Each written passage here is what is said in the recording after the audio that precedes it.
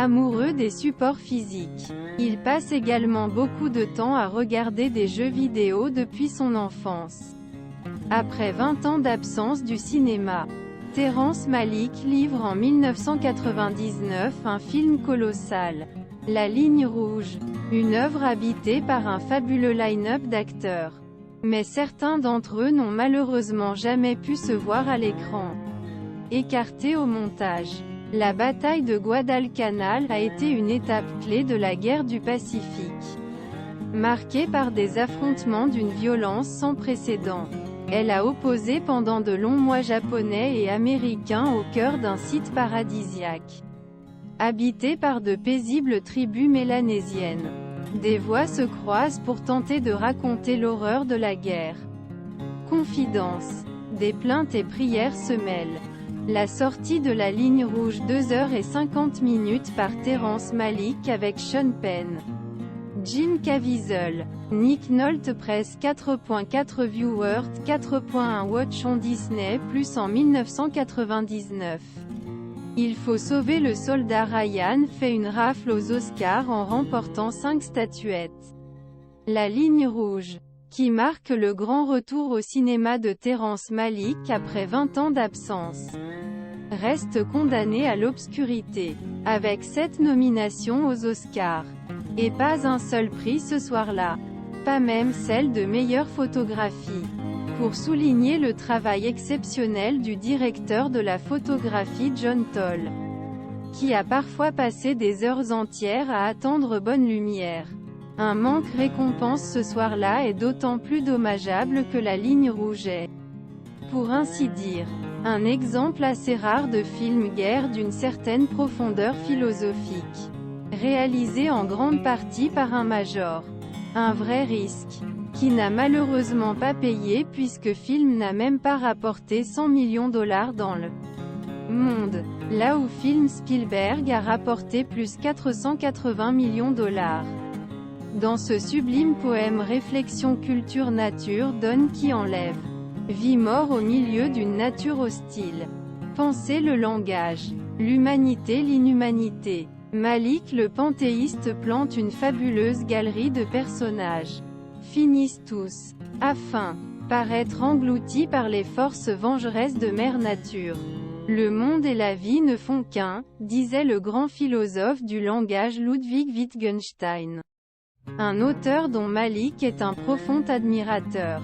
Et une pensée que le cinéaste endosse à merveille avec ce film.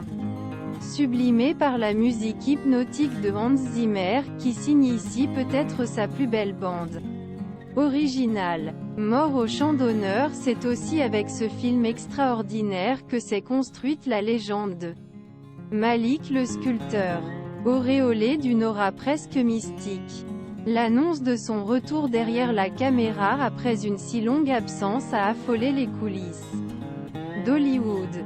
De nombreuses stars étaient prêtes à accepter n'importe quel rôle dans son film. Même un rôle muet, tant qu'il figurait au générique. On sait que des talents comme Leonardo DiCaprio, Nicolas Cage ou Josh Hartnett ont voulu tourner dans The Red Line. Bien sûr, rien ne le fera, mais il y a tout de même un line-up fabuleux d'acteurs à l'affiche. Même si, pour certains, la présence à l'écran de leurs personnages s'est considérablement réduite, comme celle de George Clooney, John Travolta, ou Adrian Brody, qui pensait même y tenir l'un des rôles principaux avant de découvrir qu'il ne lui restait que quelques lignes de dialogue dans la version finale. Et puis il y a ceux qui ont tourné leur scène, mais qui ne sont jamais entrés dans le montage final de l'œuvre.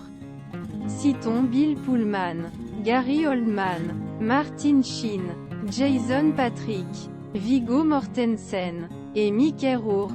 On imagine aisément son amertume lorsqu'il découvre le film, sans y voir une seule de sa présence. Il a joué un tireur d'élite rebelle abandonné à son sort, quittant la jungle uniquement parce qu'il était à court de munitions. Un personnage terrifié et rendu fou par les horreurs dont il a été témoin. Malheureusement, il n'y a qu'un petit extrait de cette scène coupée au montage. Une version plus longue peut être trouvée sur la somptueuse édition DVD Blu-ray du film aux États-Unis. En 2005, Rourke confiait dans une interview son amertume: « C'était l'un des meilleurs rôles que j'ai jamais joué. Je venais de traverser une période très difficile et Terry Malik le savait.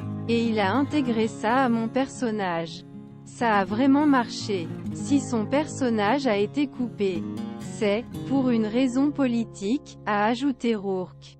Ça m'obsédait vraiment. À cause de mon tempérament vis-à-vis de l'industrie.